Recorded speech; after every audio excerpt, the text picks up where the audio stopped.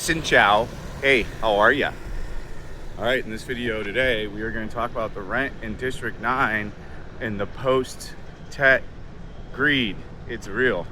I don't know if we're going to do this in a two-part video or not, but oh my God, there's multiple things happening with apartments. The biggest one is that furnished to non-furnished is starting to have huge gaps. I don't know if these need to be in separate videos or combined, because I almost think that they possibly do. You tell me in the comment section. But the gap difference between a non-furnished apartment in the same building to a completely furnished apartment in the same building is getting to be up to 50%, sometimes 60% more just for the furniture. Make that go make sense. So really where they're bending you over and doing you over is with the short-term rentals, like 6 months to a year, fully furnished. Because you got all the people from Thailand and all these other places that are coming here for the easier visa restrictions. So it's very much so coming down to, it's almost way better. It's always been better to rent furnished to non-furnished, but it's significantly better. And if you are going to get something furnished that's close to the unfurnished price, the furniture is going to be junk. The place is going to be run through like what we saw in the Millennium. Now, different folks, different strokes, different points at your lives, different ages of time. You know, you can put up with different things like that, different budgets. But even right here, for example, like the apartment I'm in is one of the higher end ones. And I pay $9 million for mine. My agent has apartments listed there, fully furnished, with like nicer looking stuff, still not high end shit, for 14 to 20 million. Swear to God, same building, dude. So you're seeing it right there, right now. And those are what's renting. Like if you're an expat that lives in this area, because I know a lot of you guys are watching these videos, let me know what your lease terms are and how much you pay.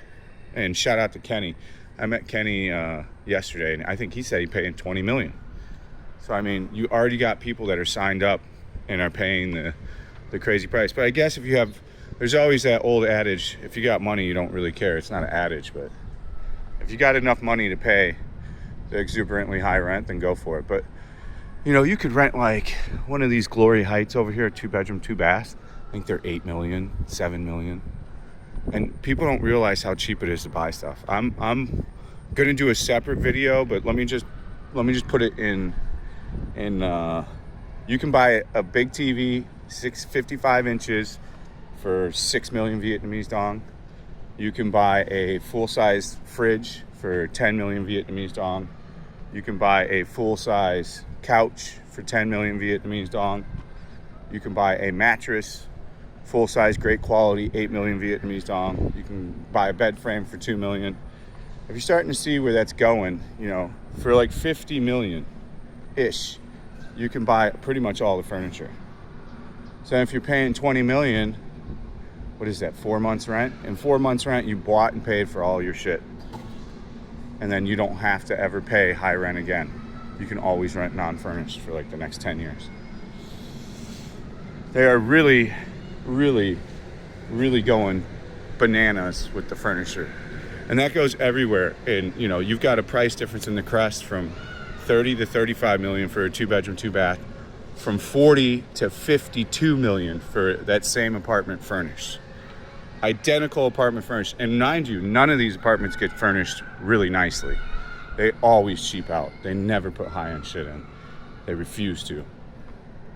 So I mean, you're not even getting good stuff. Even at the Mark, which is supposed to be the highest end of highest end, that was the same scenario there. You could get a empty 2-bedroom, 2-bath, same view for 30 to 35 million, and you couldn't even touch a 2-bedroom, 2-bath furnished for less than 45 million. Those are crazy price differences for furniture that's not worth it. And you see how cheap it is to outfit. All the stuff I listed, like I bought a Hisense 540 liter fridge with the water thing, full size fridge. I'm buying a Toshiba 75-inch TV for $15 million, brand new. I'm buying a Toshiba washer and dryer combo for $9 million, brand new. I'm buying a couch that's pretty big, like L-shaped, for $10 million. And my bed frame was $2 million. Well, I'm done. I'm probably gonna buy a dishwasher too for like $5 million. And I can move that shit with me everywhere I go and save rent every time. Now, I'm gonna be living here for the next 10 years at least. Definitely gonna move out of this area. You're already seeing the diabolical rent prices that they're trying to do. You know, what's really only gonna be viable is these old Vinhome ones soon. These guys still have a lot of, there's still a lot of motion to come in here and get stuff. Just don't look at Furnished. Even if you're, I mean, I guess if you know you're only gonna be here, this is really what it comes down to. Are you only going to be here for a year? Do you know you only want to be here for a year? Then yeah, it makes a whole heck of a lot of sense to do that. Here's the Opus, which is going to open any day now, I guess within the next month. And those are going to rent for crazy prices too. I'm hearing from the lady, 20 million, 2-bedroom, 2-bath, furnished. And then 12 to 15 million for unfurnished. So significantly higher costs. And that's kind of what the Beverly is renting for too. But sometimes the Beverly doesn't have the toilets. The Beverly's all hacked up with what's in it and what's not. So are these. I don't know what the Opus, I think she said at the Opus put the good toilets into, the bidet toilets. The bum gun's so outdated and old. Like how hard is it to just put it built into the seat? It's not that big of a leap. Anybody that says the bum gun's fine too, you're delusional. Who wants to stick their hand in the fucking toilet bowl underneath your ass? Sorry, not me. I prefer my bidet toilets. But Vietnam's wising up very quickly to bidet toilets. Almost any new apartment build is putting bidet toilets in because it's the same as a bum gun. All you're doing is just attaching the bum gun to the seat and the petcock comes out. It's not like that advanced of a technology. How we use toilet paper still in the West, I don't know. I would never use toilet paper again, but hey, to each their own. So the housing market's going insane here too, and people are paying it. You know, that's how I know about this. Is the guy just yesterday is paying high rent prices out here. And I think his other buddy said, I'm sure he'll watch the video and let me know in the comment section.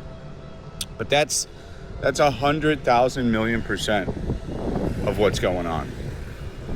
And people are gonna pay it, even though there's no way to get out of here. This place is always gonna have the problem of crazy pollution.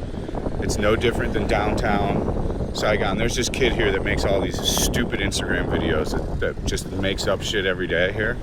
None of it's true.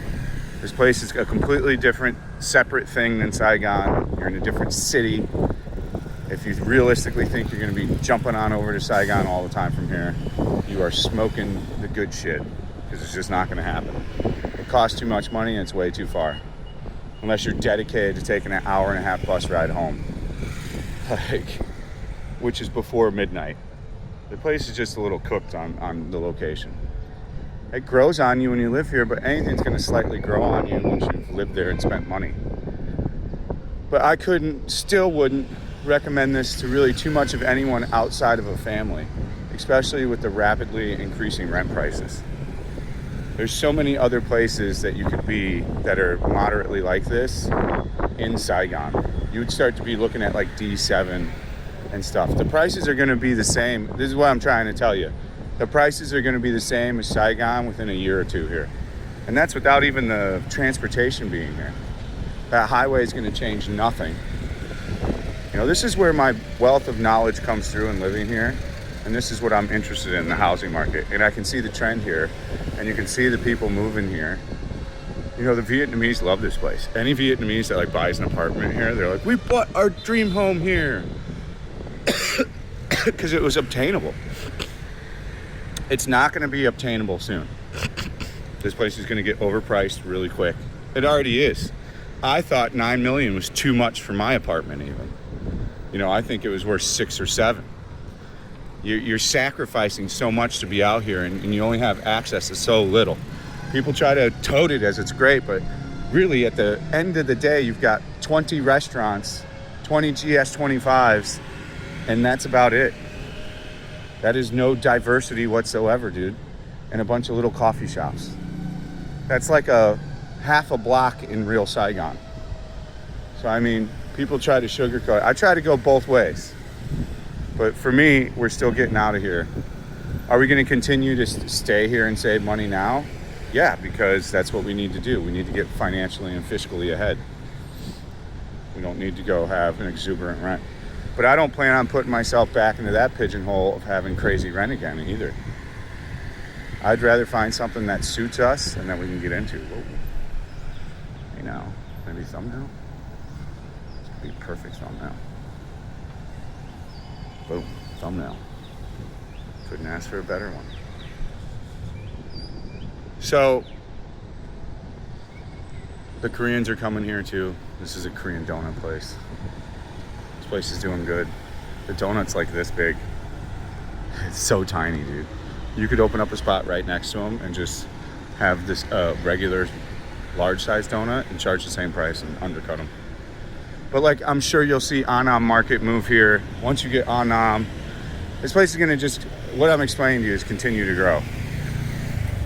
But I don't think the value's there when you're talking anywhere past 14 million for anything here. I don't care if it's fully furnished.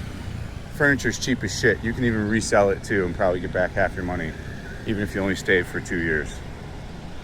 Right now, I'm not seeing, because like, if for the example, the Mark, in just 2 months rent, you could go and buy all the furniture. You have to start doing math like that too.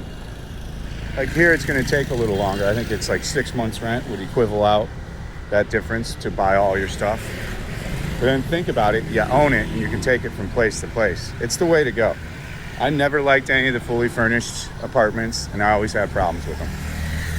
Always. Only one apartment fully furnished was okay, but the landlord sucked. But all the furniture was shit. You know, like it's like you're in a hotel room, you know? So I think the price difference between furnished and fully furnished is going absolutely bananas. I think it's going to continue to go bananas. I think this place is going to continue to get expensive. If you're going to move here, I would do it soon. If you're going to buy an apartment here, I would do it soon. I still am going to sign off that it's more for family, and I would not want to live here as a person my age or as a single man, to be honest with you. There's stuff to do, but it's not enough entertainment for me. Why did I move halfway around the world to not be, and move to the city that's a great city full of 11 million people and not be anywhere close to it to be able to access it? You try to make it make sense with the money, but the money's not even gonna make sense. Like I guarantee you, once my lease is up, this dude will jump from 9 million. He'll try to be like 13. I mean, I'll just laugh because we'll be moving, but I guarantee you he'll try to go exorbitantly high. So I think that's really the video. We covered two things at once, so we're not going to do two different videos. We covered the furniture and the jumping up of price here. This place is still pretty affordable over here, the old side, the Vinhome side, and some of the Glory Hole side you can get for pretty affordable too. Masteries is not going to be that affordable for the fully furnished anymore. Like the cheapest you can get a Masteries fully furnished, like 12 million. And it's going to be like a no view looking at another apartment type deal. It's supposed to rain today, but I think we'll be heading into Saigon. The fridge is not getting delivered till tomorrow morning now. I'm just going to buy all the shit on my own from now on. Get more of a nuisance to have her help with stuff. So I'm just going to buy all the rest of the stuff on my own. I think we'll do the workout stream at the park on YouTube. I'm not sure. I think we'll go vertical today. You guys let me know in the YouTube premiere that we're doing right now. What do you think? So I think that's it. I'm going to continue to keep you guys updated. We're going to be going into Saigon today. We're probably going to start filming videos before I start actually streaming. And we'll just do the YouTube stream here. I do not plan on going to Boivin tonight, so that's not going to happen. Almost guaranteed for those that are wanting that. As ever, there is a Patreon with a great deal of additional information. We're getting towards the end of the month, so if you do want to make a jump onto the Patreon, it would be awesome. You can sign for the whole year at a way bigger discount at the $5 tier if you want to do that. There's a great deal of videos on there. This month we have the Flower Festival on there. I'm gonna try to get one more video up there as well. I'm not quite sure yet. Maybe some kind of bonus round on dating. So as ever, thank you for watching. Stay frosty. We'll see you on the next one. We'll see you on the next one. Peace out. I want to try to get a good thumbnail.